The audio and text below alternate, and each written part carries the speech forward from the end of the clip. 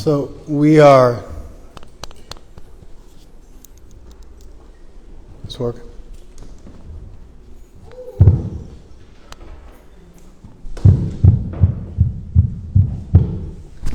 We are in the holy month of Kartik, and so I thought we'd talk a little bit about that.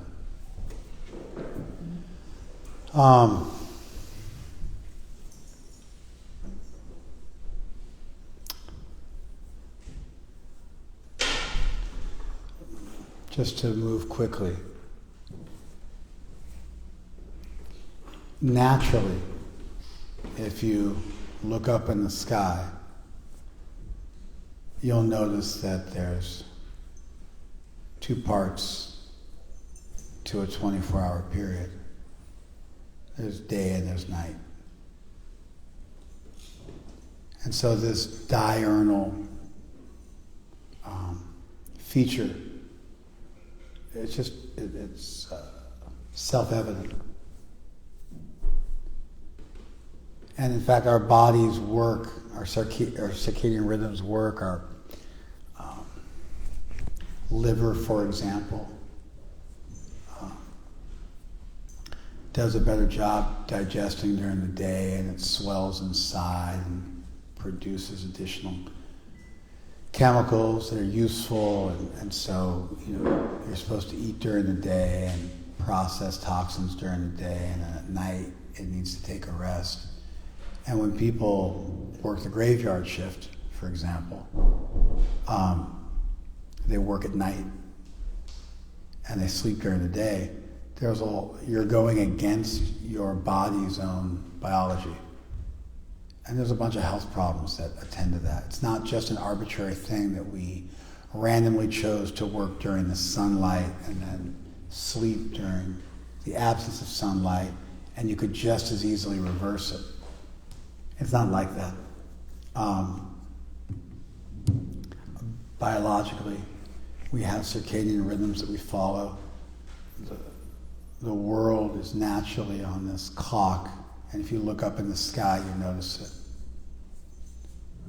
And then there's other things. If you look up in the sky that you'll notice the fortnight, which is a 15-day period. Fortnight is 14 days, but it really mirrors in many ways the lunar cycle. If you sit in my classes for long enough, and I talk about this, but I was surprised. I never knew how many full moons there are in a month, I didn't know that the moon increases by one sliver for 15 days until it's full. Then it decreases by one sliver for 15 days until it's gone and absent from your sight. Does everybody know that? Raise your hand if you know that. I'm guessing, how many of you knew that before I told you? Half the room, maybe a little more. Maybe. I don't know if I believe you guys.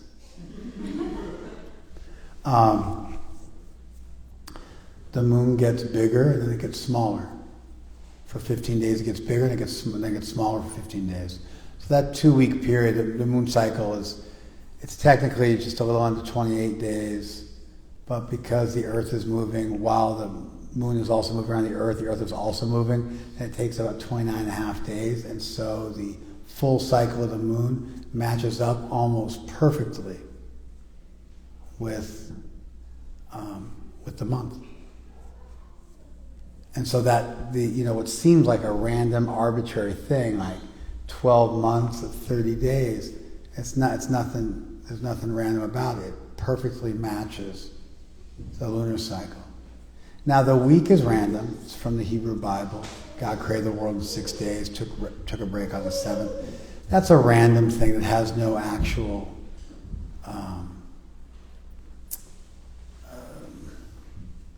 natural corollary in nature that's based on.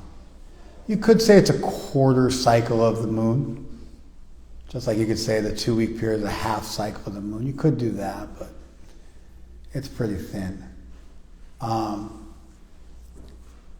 7-day week does predate the Jewish tradition, but where we got it from the Jewish tradition, in the modern day. So it's just, and then there's a year and the 4 seasons. Of course, the 4 seasons thing is a little arbitrary because in other countries of the world they have 6 seasons, or like Chinese medicine has 5 seasons, and they have Sat Ritu in India, 6 seasons. Just like we see the man in the moon. When you look up in the moon, the full moon, you see a man in the moon, but in India they see a rabbit in the moon. And so some things, the principle of looking up at the moon and envisioning something, that the moon is representing something, that's universal. You see the ink blot in the moon and you're like, oh, that looks like this or that. That's universal, but the specific thing of what you see, that's very cultural. Just like dogs make a sound when they bark, and so, we think dogs make a sound ruff when they bark. What's the sound they make in Chinese? Say it again. Say it again. Wong wong. Yeah. It sounds funny, but then you wake up and you're like, oh, wait a second. Ruff probably sounds just as funny to them as wong wong does to us. So everybody thinks a dog makes some sound, but the specific way you articulate that sound, that's real culturally specific. Everybody sees something in the moon, but what you see in the moon, that's culturally specific. But some things are pretty straight. Whether it's 6 seasons or 4 or 5, that's up for grabs, but that there's a change of seasons, people have that. Of course, in Costa Rica, they only got 2 seasons. Costa Rica, they got the dry season, and they got the green season, and the green season is the rainy season. And why is that? Because it's equatorial, and so in an equatorial situation, you just got 2 seasons. You got a drier season where the temperature is epic and a little too humid, and you got a wet season where the temperature is epic and way too humid.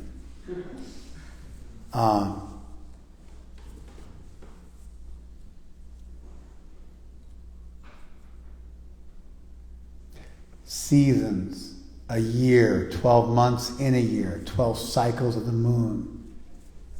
I don't want to get into, there's also how do we rectify the mistakes, because it's not exactly 30 days. And a year is 365.2425. And so how do you rectify that? Well, you got to do leap years, and then every century you don't do the leap year. Or in India, the way they rectify it is every 32 months they just add an extra month in. It's called Adhik Mas, the extra month. And so every 32 months they just add another month in to make up for the days you missed. You lose about a day per year, and so then they just add in every 32 months. You lose about a day per month, and so every 32 months they just add in an extra month, and that's how they rectify it. And that happens whenever. So Adhik Mas might be on from the 10th to the following 8th, or it might be from the 26th to the following, 23rd or 24th. They just add it in, and it's just boom, it's added whenever it occurs. It occurs in the middle of the month. It's not like it just gets added in all clean. Anyway, lunisolar, we live in a lunisolar world, so you got to rectify the lunisolar calendar, because you experience a lunar calendar, but then you got to eventually contend with the solar calendar, which is a little more difficult to fathom because it's happening on a little bit of a larger scale, but eventually you have to reconcile with it.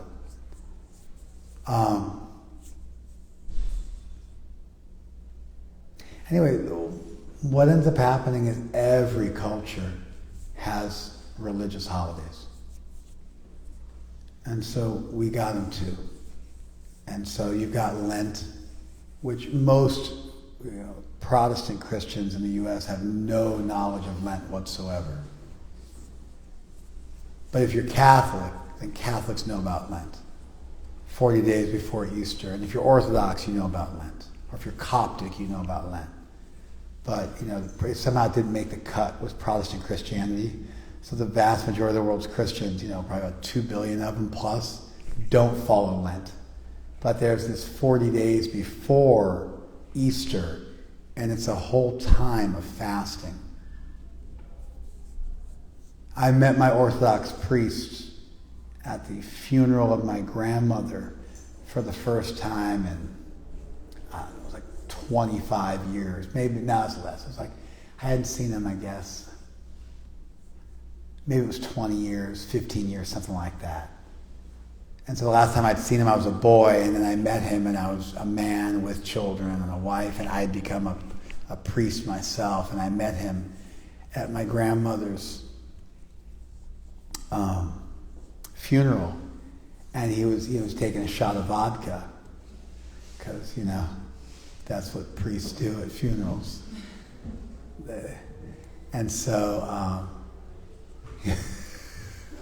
they sat me next to him, at the table, and so he's taking a shot of vodka next to me.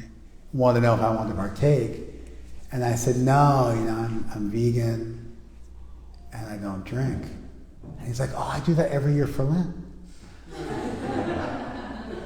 I go vegetarian and I sober up for Lent every year. And so, and I'm like, yeah, so I follow Lent all year long. And he was like, wow, that's impressive. He appreciated it. And we had a little bonding moment. So whether it's Ramadan or it's Lent, Ramadan is the fasting month for the Muslims, or whether it's Ekadasi every 2 weeks for Hindus, or whether it's the holy month of Kartik, which is part of a larger 4-month period called Chaturmas. Chaturmas it's a 4-month period where you don't do certain stuff. So amongst Orthodox Hindus, you'll never get married during the 4 months, June, July to October, November, no marriages. June, July to October, November, which always means November, December is like crazy because you got 4 months worth of weddings to make up for, a third of the year of weddings that they've been saving up. And so that month, Margashirsh, November, December, everybody gets married during that month. It's like the busiest month for weddings in India. So we have a period of 4 months, which corresponds to the rainy season. And amazingly, other religions, like the Jain religion, Jain Dharma, which are not part of our Vedic tradition, they don't have the same sacred text we do, they also follow Chaturmas. Because it's a practical thing, it's the monsoon season. The monsoons hit around June and everything grinds to a halt because it's a deluge outside for a couple of months and everything just stops. And so in that monsoon climate, there's a practical thing, and then the practical thing mixes together with the religious thing, and there you have it. Now, if you're like an anthropologist, or if you study the sociology of religions, then a lot of times you will attempt to account for religious phenomena solely by referencing the various environmental and sociological concerns which could account for that phenomenon. So you would determine that the 4 months of the rainy season, which are sacred for us, and we say Vishnu sleeps during those months, that the Vishnu sleeps during those months is just a made-up accoutrement. But the real reason why those 4 months have things attached to them is because it's the monsoon season, and that's what accounts for it. Similarly, you would say that the month of Kartik, the month that we're celebrating, is a harvest festival. Because your summer crops get harvested, like in India during the 3 growing seasons in India. And so this is the summer season. You grow sugarcane, and you grow corn, and millet, and rice, and any number of other items. Those are some of the big staples you grow during the summer months. And they get harvested around this time. And then your granaries are filled, and you've been successful, and that means you'll be able to last through the leaner winter months. Winter crops, winter harvests are never as bountiful as summer harvests. And in India especially, you plant sort of pre-monsoon, and then the monsoon comes and everything grows, and that's how it happens. Things grow real quick in India. Like wheat in India grows really fast. Normally a wheat cycle in the West takes 9 months, 10 months. In India it's 4 months, and you get a full crop of wheat. Wheat is harvested in this time in the U.S., but wheat gets harvested in India in the spring.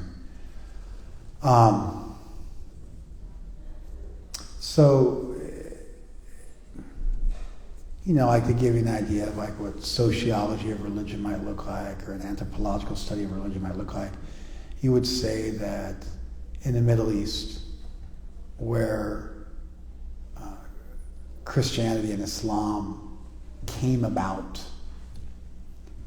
in the Middle East, those religions come from the Middle East. It's kind of far out when you think about it. This little tiny portion of the world gave rise to the religion of 5 billion people of the world.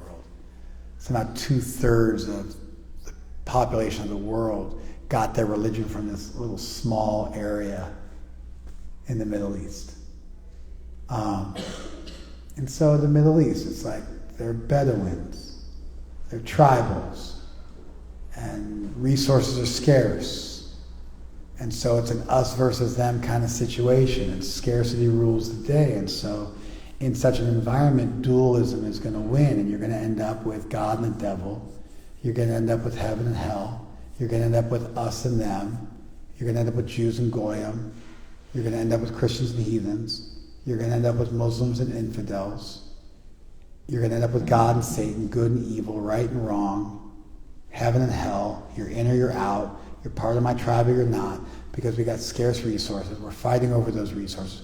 We have been since the dawn of time. And so our religion naturally reflects and echoes our pre-existing value system.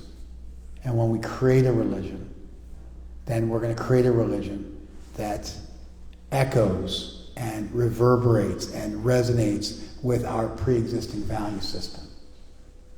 Did you guys follow that? And that argument's sexy. That argument is seductive. That argument makes sense. It's attractive to an intelligent person. But it does assume at the outset that God never spoke to those people. That there's absolutely no divine revelation. There is no God. Those people who say collectively they had a spiritual experience, there's no truth whatsoever to that, and you can completely account for their religious expression solely by referring to environmental and sociological factors. That's pretty insulting.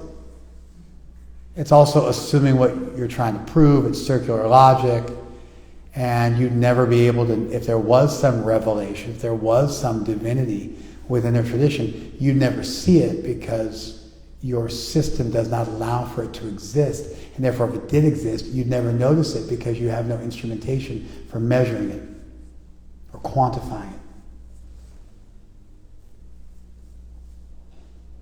I prefer a mixed approach. A mixed approach is I'm willing to acknowledge that people may have a revelatory experience. I'm willing to acknowledge that divinity may exist.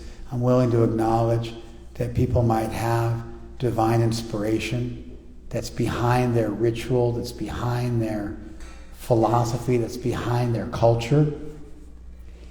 And I also note corollary environmental factors. And those two things, for me, can both simultaneously be factors in shaping someone's culture and tradition. Now, I'm not insulting people by just assuming that everything they hold sacred is totally invalid at the outset, because if I assume that at the outset, I'd never be able to notice it if there was some good evidence for the truth of their spiritual claims. I wouldn't notice it. Do you guys follow this? If you didn't, it's because you spaced out. It's not my fault. I went slow and methodical. I don't think I can dumb it down or simplify it more than I did. Did you guys follow that? Now you're all lying and nodding your head.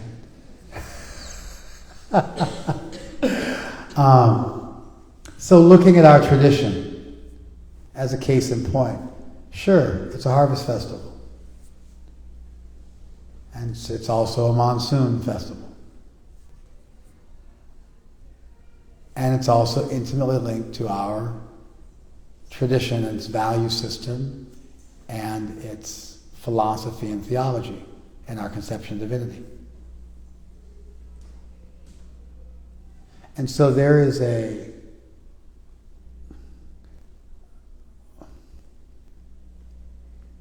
theme of this month. There's a theme of this month. And the theme of the month can be distilled down to an image. An image. Or it can also be distilled down to a word. This month and its theme is encapsulated in an iconographic image. And the theme of the month is also distillable down to a single word. What is that image? Non-rhetorical question. What is that image?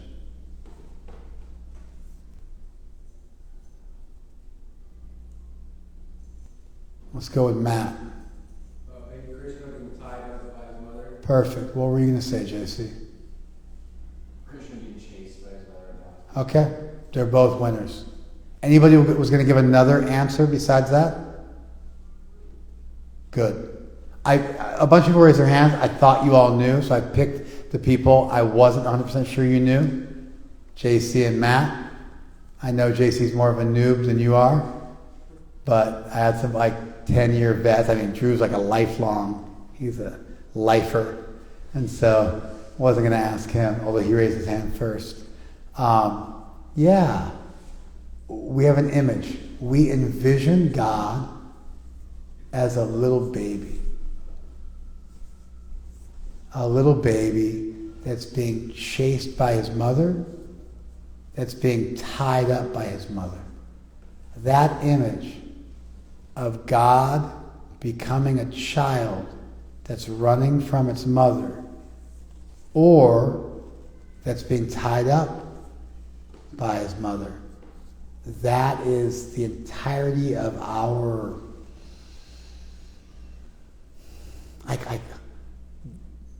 billions of people, because it's 700 million Hindus, maybe 500 million of whom consider this to be a sacred month, maybe 600 million of whom consider this to be a sacred month.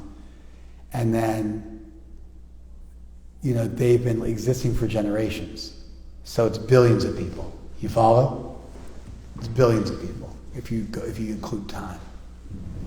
It's a lot of people regardless. It's like a little less than 1/10 of the world's population.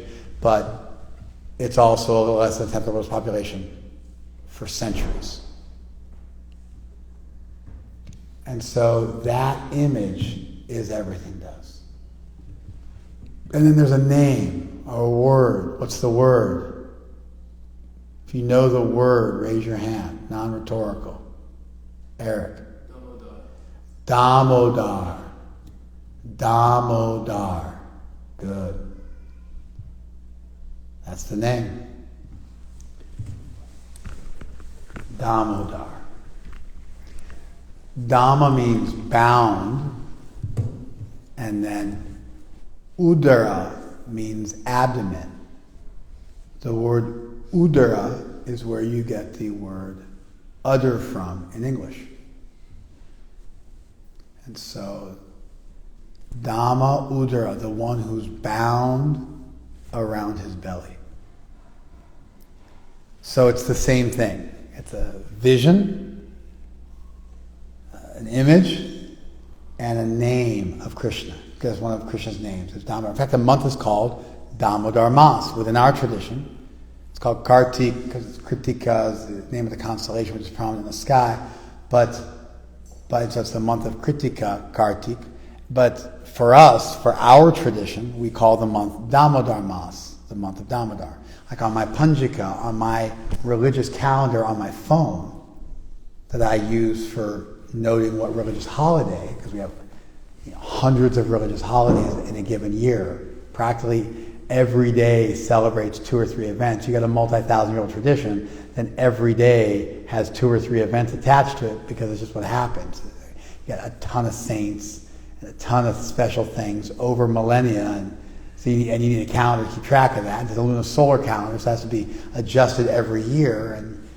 And so I have a handy-dandy little app on my phone called GCal, Gaudiya Calendar.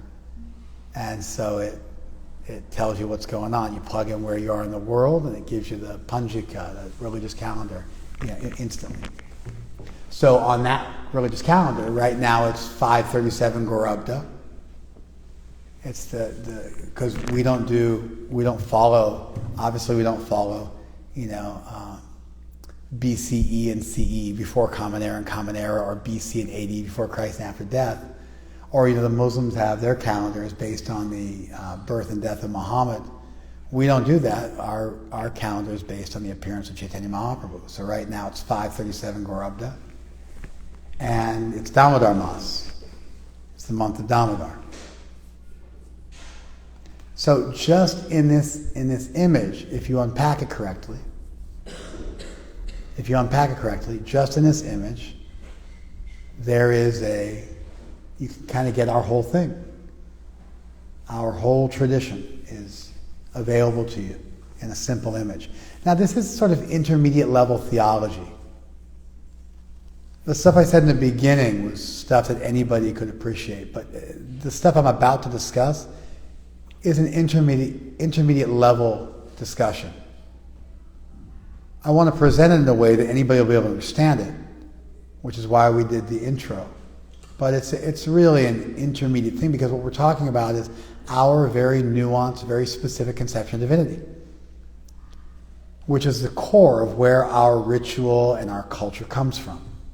And in fact, if you understand harvest festivals, and you understand, the diurnal and seasons and the monsoon and 6 seasons in India and stuff like that, if you understand all that, you won't get Krishna from that. You won't get Damodar from that. But if you understand our conception of divinity, that will explain the whole month to you. And so maybe a little bit of timing, and maybe a little bit of that. It's like some of the stuff we do is explainable by those environmental, sociological, anthropological factors. But the majority of what we're into, you have to understand these theological points to be able to appreciate. Otherwise, you can't really figure out why the Harvest Festival in our tradition manifested in the very unique and beautiful way it did. You follow this? So you really got to do both. And by doing both, you can appreciate how people all over the world are going to have Harvest Festivals. We have one. It's called Thanksgiving. It's just not possible not to think in these terms, to be grateful, to give something back. But the way we conceive of all that and how that all came together That's what makes our tradition special and unique, and what makes every tradition special and unique. And then you can look at traditions and compare and contrast them, see what they have in common, see what makes them different. And you end up with a much more full world where you can understand and appreciate the uniqueness of things a lot better. Okay.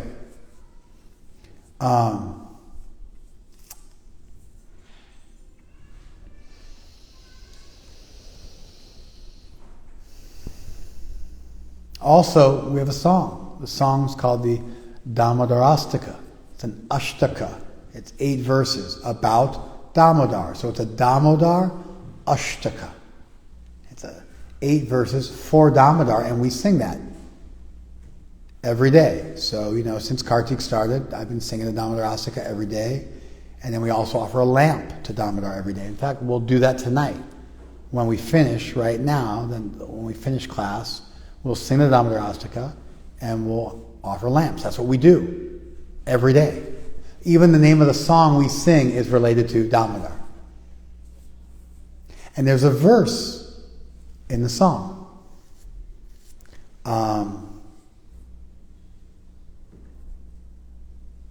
Well, there's 3 verses in the song. There's 3 verses in the song.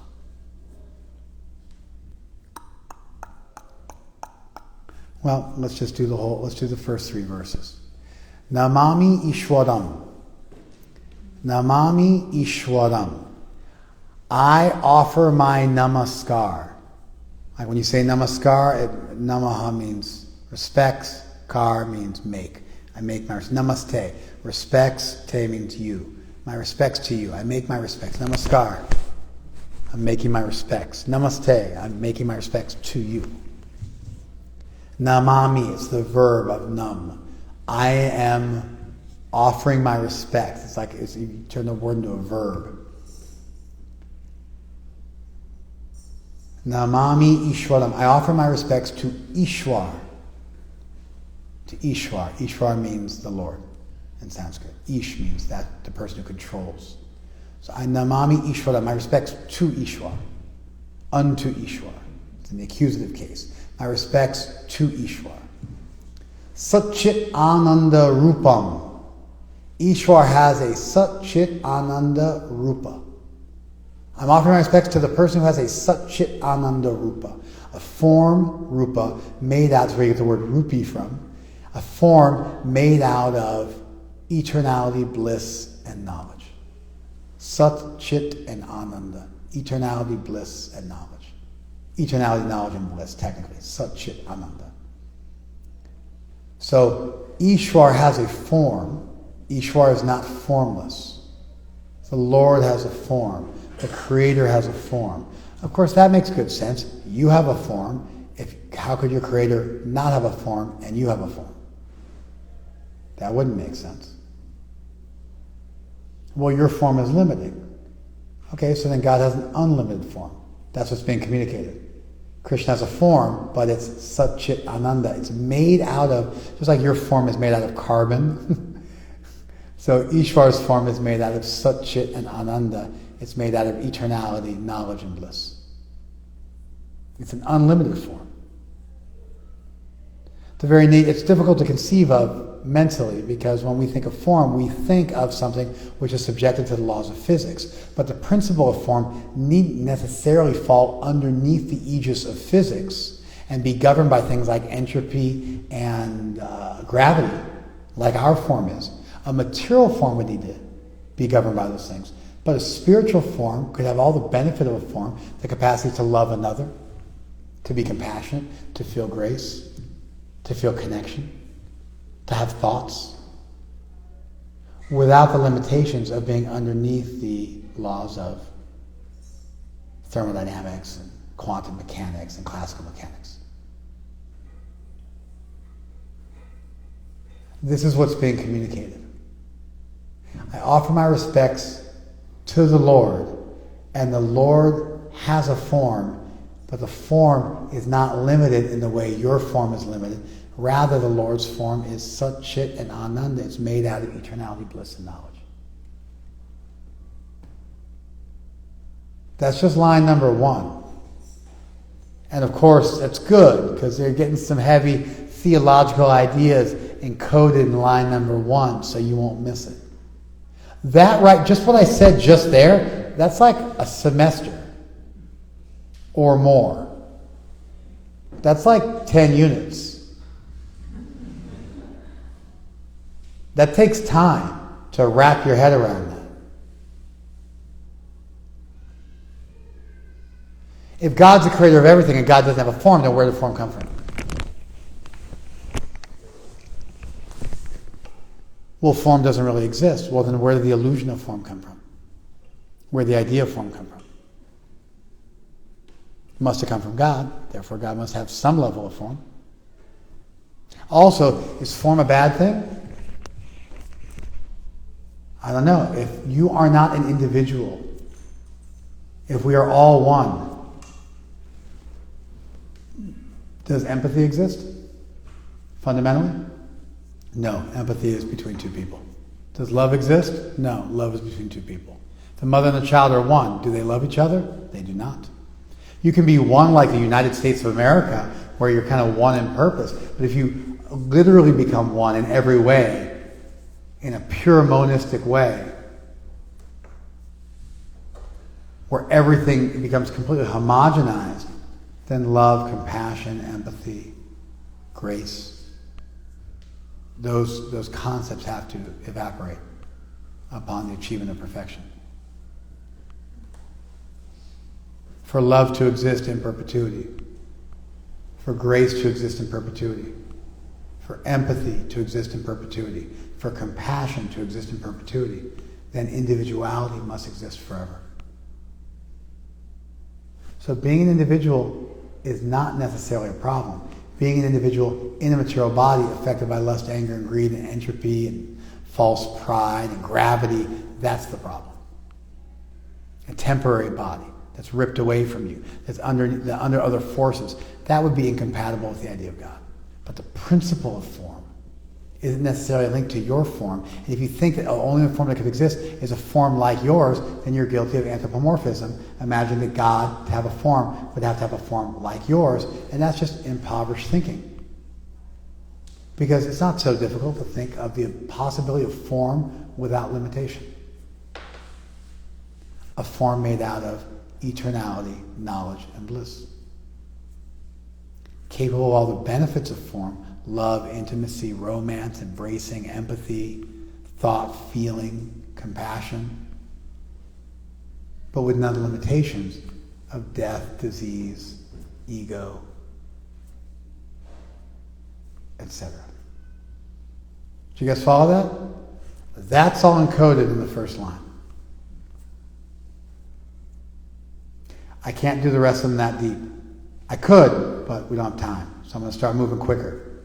The train is now leaving the station. So we got to we try to sort of grease the wheels, get us all, operating on all cylinders. But now we got to move forward. Namami Ishwaram Satchit Ananda Rupam Lasat Kundalam Gokule Brajamanam. Lasat Kundala. The Lord, His beautiful form, has swinging earrings. Now that gets now it's getting dangerous. It's one thing to say God is a form. It's another thing God is a form that looks like your form. That has ears and therefore earrings. Now you got the human-like form. Now it seems like we're guilty of anthropomorphism, which I just critiqued before. You follow? Now you got to deal with that one. Well, human beings are capable of many things every other species on the planet is not capable of. For instance, we're capable of recursive language. Language where we could say, I went to the store with my friend to buy this item for this party on this day at this time, in this car, in this neighborhood. And you can stack one idea on top of another without limit to form incredibly complex ideas and then communicate them to somebody else. No other animal on the planet has the ability to do that. We have the capacity for philosophy, for theology, for asking the biggest questions in existence. Who am I? Why am I here? What's the purpose of life? We are unique. Just is what it is. We're special. Human beings are special in the animal kingdom. We have a massive prefrontal cortex. And we are capable of incredibly deep thought. We were made to think. Bears are made to rip stuff apart with their monster claws. We freak out if we have a hangnail. Where are we special? We're special in our capacity for deep thought and communication. Gets us into trouble, but it's what makes us special also. If God existed, and I'm not going to bother giving evidence for God's existence because we didn't waste some of the rest of the class. If God existed, and if God was all good and all powerful, I'm not going to bother arguing for that as well, although we could. But again, it would take the rest of the class. If God exists and is all good and all powerful, then God would have created the best of all possible worlds, because an all powerful God could create the best of all possible worlds, and an all good God would want to create the best of all possible worlds. The best of all possible worlds is a world where people can know God. What species can know God in this world? The species which is endowed with the ability to think incredibly deeply and communicate. That's human beings. That all-good God would want to create human beings in such a way where they could fall in love with and know God. I'm jumping from knowing to falling in love with. But that would also go along with an all-good deity. Would want to enable us, so he'd have to give us free will, which would mean suffering would have to exist. He'd have to give us extra chances. That's reincarnation. He'd have to make it fair and give us an opportunity to learn. That's the law of karma. But it wouldn't be not be intense enough. We'd be forced to learn. That's why the law of karma is a little bit remote, a little bit abstract, a little bit difficult to fathom. You can forget about it if you want to and live in illusion. We have to be born with a little bit of ignorance so that we could turn the wrong way if we wanted to, because we were born with full knowledge, we wouldn't be able to. The world we live in seems to me to be perfectly congruent with an all-good, all-powerful God who's doing everything right. But he'd also have to make us able to fall in love with him. Can you fall in love with a non-human the way you can fall in love with a human? The answer is no. If you think you can, there's something wrong with you. Either you haven't thought about it deeply enough, or you're kind of weird. If you think you love your cat as much as you can love another human being, you've got a problem, because your cat has the intelligence of a 2-year-old. And your dog has the intelligence of a 13-month-old. Your pig has the intelligence of a 3-year-old. So how would you be able to love that person with the same degree of depth and intimacy you could love an adult? You couldn't. To really fall in love, and I'm assuming intimate love is the goal. We could argue for that on another day. To really fall in love, God would have to be human-like. You'd have to envision God as human-like. It doesn't mean he is human-like, but it does mean you'd have to envision God as human-like, because how do you fall in love with something that's not human? But then we can flip the script. Here we go. That all good God would make you divine-like enough that you could legitimately fall in love with him. And all good, all-powerful God would make, within the world, a group of people who were divine-like enough that they could legitimately fall in love with him. Therefore, we are theomorphic. God is not anthropomorphic. We are made in the image of God because we are endowed uniquely with the ability to understand and love God intimately. And you can only love something which is like yourself. And therefore, we are divine-like enough where falling in love with God is a possibility. And all good, all-powerful deity could and would want to make the world like that. And therefore, we envision God as having a human-like form, not a human form. It's a form made out of eternality, bliss, and knowledge, but somehow or other, it looks a heck of a lot like our form because we're crafted in the image of God, because we were given the unique ability to understand God.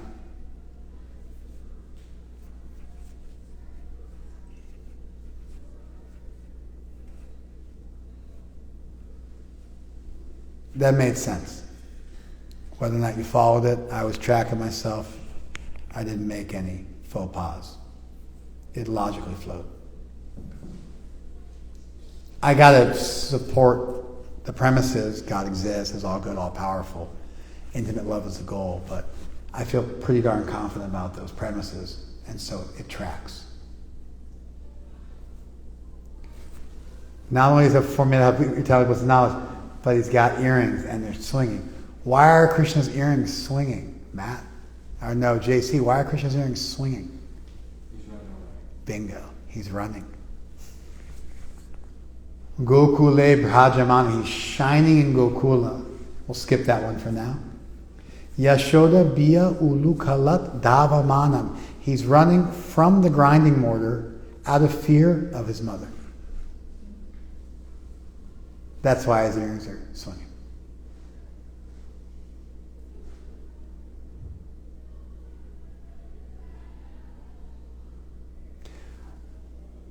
That's just like, it makes no sense. How does God have a mother? God himself is the mother of the world. In fact, Krishna says in the Gita, I'm the mother of the universe.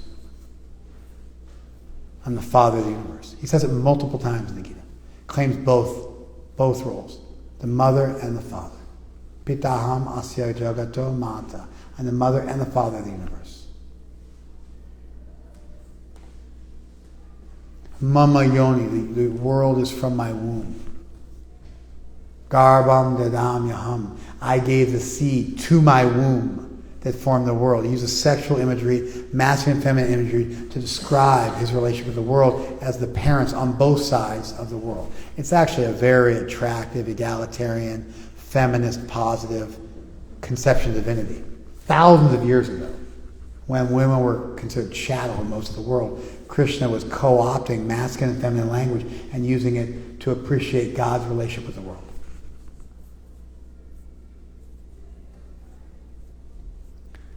If Krishna is the mother of the universe, how does Krishna have a mother?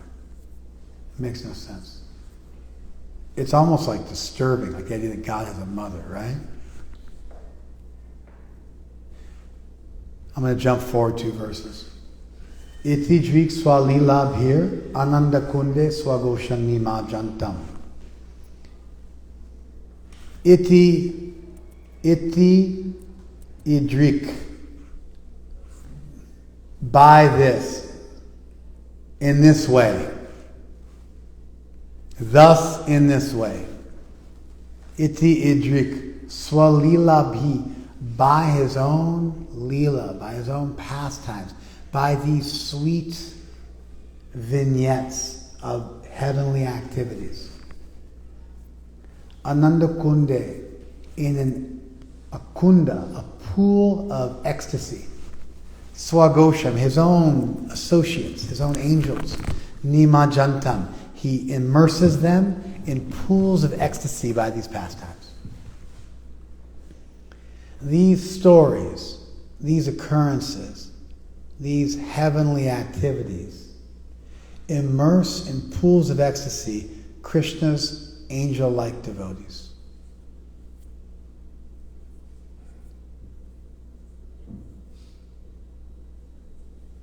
Akyapayantam, and it makes it known. Tadiya ishita gyeshu, it makes it known to those people who are attached to a conception of God as being powerful, who know God as powerful. For those people who know God as powerful, Krishna is making it known to them. What's he making known to them? Bhaktai jitatvam. He's making it known that I have the natural quality, this is God speaking, I have the natural quality of being conquered by bhakti.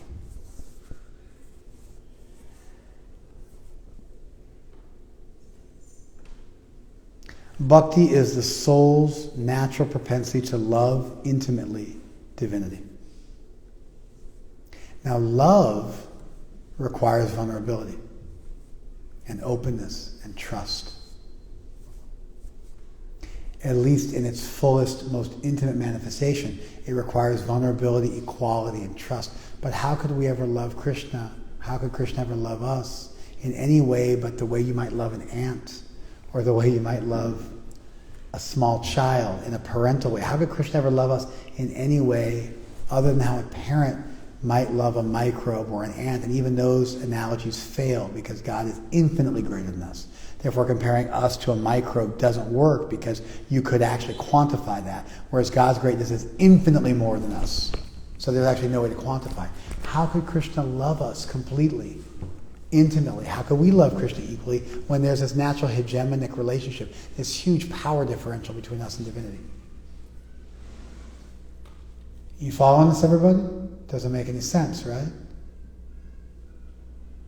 And so for love to exist, Krishna must forget his own divinity. We must also forget Krishna's divinity, and we must be able to disport ourselves into a heavenly abode where we can just love Krishna without limit, without thinking of his godhood. We have to forget in divine madness that Krishna is God, overwhelmed by our natural innate propensity to love God intimately. And Krishna also has to forget his own divinity in order to be able to love us back. And a God who couldn't love us back intimately would be no God at all. Definitely not a God worthy of worship. Definitely not a God who could create us, who are capable of such love, because we again would have something that God didn't have.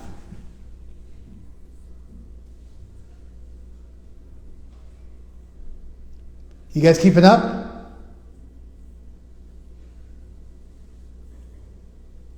So Krishna is announcing to the world. It's filled with people like worship God as their parent or their creator, and they're just filled with awe and veneration. Krishna's saying, hey, I want to make it known to you, all of you people have what's called a classical conception of God, that I am conquered by pure love. And how do I teach that to everybody? I come down from heaven with my angels and I play with them. And I forget my own divinity, and they forget my divinity, and they imagine themselves that they love me so much. I don't take care of them. I'm not their mother and father anymore. They become my mother and father, and they care for me and suckle me from their breast and take care of me, and I become a child. And that's why we worship God as a child. Because we're worshiping that love that is so pure, it reverses the role and becomes totally subversive. And we think of God, the parent of all creation, as being our very own child. And we love without limit. And Krishna accepts that love. That's why the month is called Damodar. It's celebrating that intimate love. And Krishna is teaching the world through this pastime such a thing exists. Because if he didn't come here and teach us that, who would ever think that such a thing could possibly exist? No one would. That's why it's a revelation. Because you could take a gazillion lifetimes and you'd never figure this one out. That don't worship God as your parent, worship God as your child. What a radical, subversive concept. Ask not what your country can do for you, but what you can do for your country. That's from JFK's famous speech. He just got a little tiny little tidbit. And it goes down in the history books, one of the greatest speeches ever written.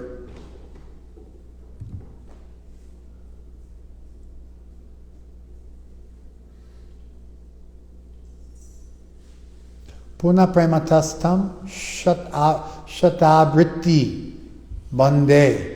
I, filled with love, I offer my obeisances to you, my Lord, hundreds of times, thinking how you come into this world to teach us through these pastimes and immerse your devotees in pools of ecstasy while performing these pastimes and becoming a child. As I think about that, I'm filled with love and I'm offering my obeisances to you hundreds of times.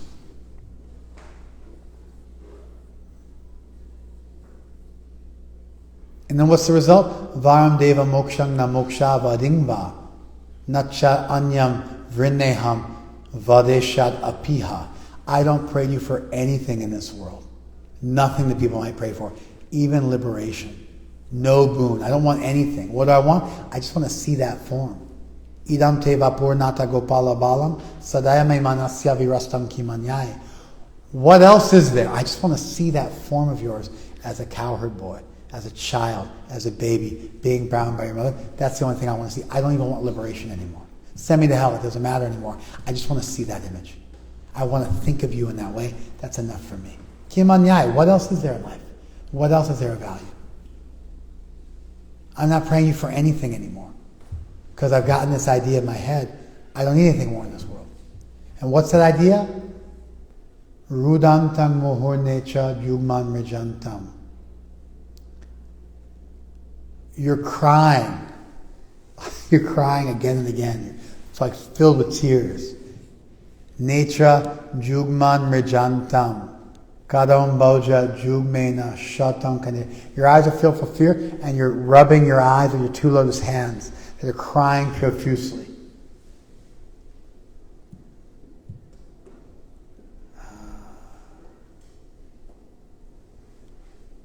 Muhu shvasa, you're breathing heavily. Kampa, you're shaking. Tri re kanka kanta, your neck is marked by 3 lines, like little fat lines, like a child's neck is marked, and it's shaking. Stita graivam, the necklace on your neck is shaking as you're scared, with your eyes shatam kanecham, they're lamenting, your eyes are fearful. You're breathing quick.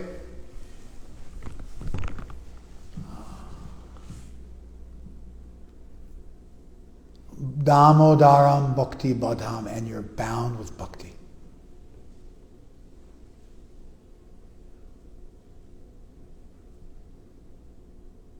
That's the image. There's a name. The name is Damodar, the Lord who's bound around his belly. Because Yashoda, she didn't just run after Krishna, she caught him. Krishna runs at the speed of the mind. Krishna moves faster than the wind. Is everywhere and nowhere. But you can capture Krishna. How do you capture him? With love. What do you get for the person who has everything? You love them. Who's attracted by love? Krishna. Krishna means the all-attractive love, the all-attractive one. Prema is Krishna Karshati. It attracts the all-attractive one. How do you capture Krishna? With love. Krishna wants to be captured by love. A God who didn't want to be captured by love would be no God worth worshiping.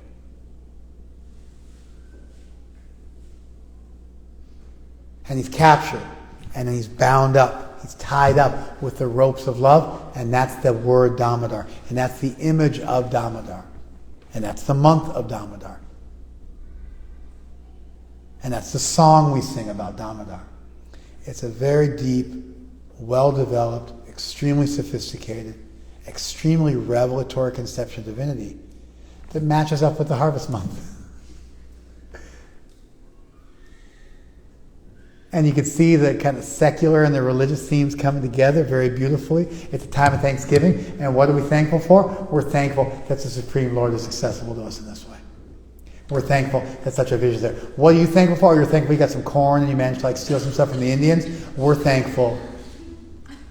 We're thankful that God is above all things a lover, and that love reigns supreme. And you can not only know, but you can embrace and dance with Krishna in a land where every word's a song and every step's a dance. And you can know one thing that allows you to know everything. And you can do one thing that means everything's been accomplished. And you can find something in your life which is so powerful and so rewarding that you don't need all those material accoutrements which are here today and gone tomorrow like sandcastles anyway. What are you getting attached to them so much in the first place? What's the reason for that? Kimanya, what's the value?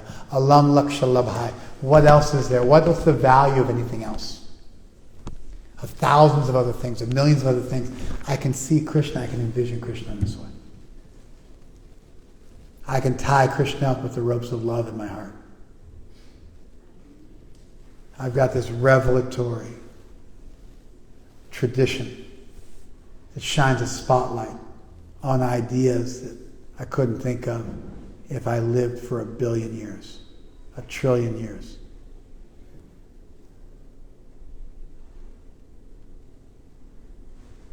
These ideas are available. This is what I'm grateful for. I'm filled with gratitude. And then when the harvest comes in, I think about what I'm grateful for, and I come to this. And therefore, our festival and our gratitude and our revelation seems together and marries together very beautifully with the natural circadian rhythms of the world. And when we're feeling thankful, we're thankful for this.